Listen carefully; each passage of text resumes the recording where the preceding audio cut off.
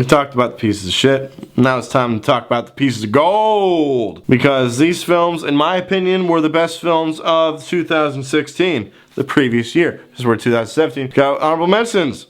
10 to be exact. Starting out with Bad Santa 2. Hail Caesar! Eddie the Eagle. Popstar. Never Stop. Never Stopping. The Jungle Book. Fantastic Beasts and Where to Find Them. Finding Dory. Moana. And the one that almost made it on the list, The Magnificent Seven. Did I say Zootopia already? No. Oh, Zootopia's on there too. Let's get into the top 10. Number 10. Alright, my number 10 is my favorite animated film of the year. And it's been a long time since we saw a good R-rated animated film. My number 10 is Sausage Party. I absolutely loved Sausage Party. I thought this film was absolutely hilarious. Bunch of all the comedian characters playing food.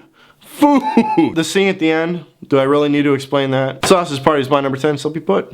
Number 9. Now for my number 9. This film was an absolute experience. Let me just say that. Because I don't think I've ever seen a film told like this.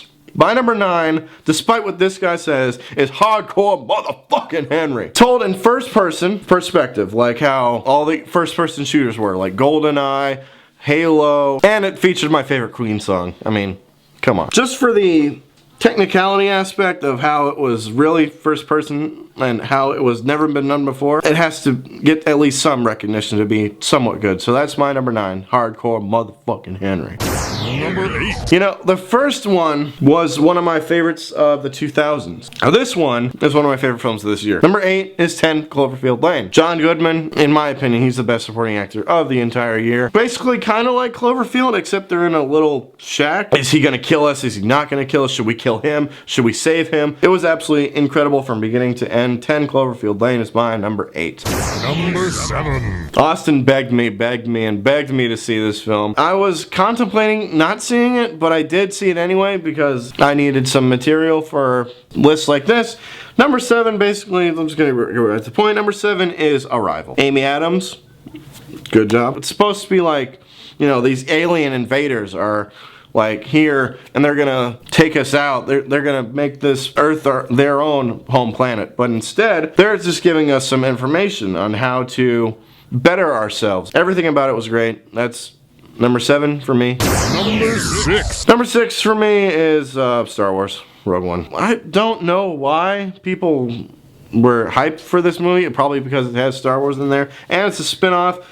Or prequel. But yeah, Rogue One has all the great Star Wars elements about it. Just Star Wars, man. Number 5. Number 5 for me is the best comedy film of the year, The Nice Guys. Russell Crowe and Ryan Gosling have an amazing chemistry together. You know, I love it how they like do this whole buddy cop thing. And the little girl in this movie, she's gonna be a star to come. Anything that's set in the 70s or nostalgic, you know, I'm gonna love it. So number 5 is The Nice Guys.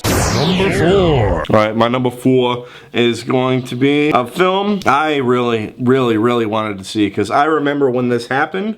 I remember when this was news for weeks and weeks and weeks. My number 4 is Deepwater Horizon. You know, Peter Berg, I will say, he is a great director. I just remember seeing constant news footage of, like, how the oil rig, the thing with the Gulf of Mexico. You know, it felt like you were there. It felt like you were there with Mark Wahlberg and with Kurt Russell, and you wanted to punch that guy in the face that wanted to keep the test going. It was a fantastic film.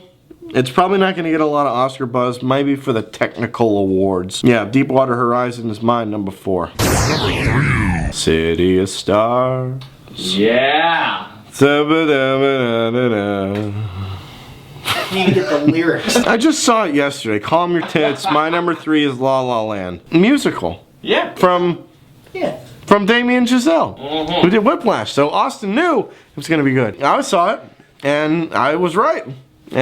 And he was right. I was right. I was right too. Great story. Let's see. Mia's an aspiring actress, and Sebastian wants to be a jazz musician. Great musical numbers. Easily one of the best films of the decade so far.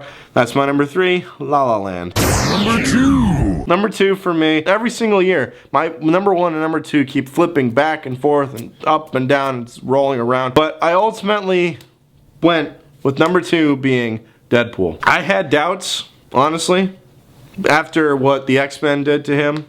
And what was it? Let's not talk about that. After what the X-Men did to him. And I had doubts because Ryan Reynolds was, you know, Green Lantern. But he redeemed himself with a first-time director, I believe. Yeah, Tim Miller, first time. Tim Miller, first-time director. He did an amazing job with this film. I mean, just the opening scene alone is like, wow. I remember seeing it on Valentine's Day. It was a great Valentine's Day, I will say that. But yeah, Deadpool, simply put, is my number 2. It's number 1. Number 1 for me has been my number 1 since I saw it. I said when I saw it, nothing is beating this, and nothing did. My number 1 is Captain America Civil War. You know, when they first introduced Iron Man in 2008, this was pretty much building up to this epic clash between the Avengers. I'm just gonna go right to it. Spider-Man. In that 30 minutes, he was already better than Andrew Garfield. No offense. You know, the villain was kind of very underrated, I will say. Underrated. I just gotta say this right now. Airport scene. This is probably one of the best action scenes of the decade. I think it's equivalent to the church scene from Kingsman. It's on the same level, I will say. So yeah, simply put, Captain America Civil War. That's an absolutely fantastic film. It's my number 1 in 2016. Alright, so that's my best. Hope you guys enjoyed it. Hope to be on Austin's channel more in 2017. And speaking of Austin, you'll see him tomorrow, so watch for him. And until you see me on here or on my channel, peace out, baby.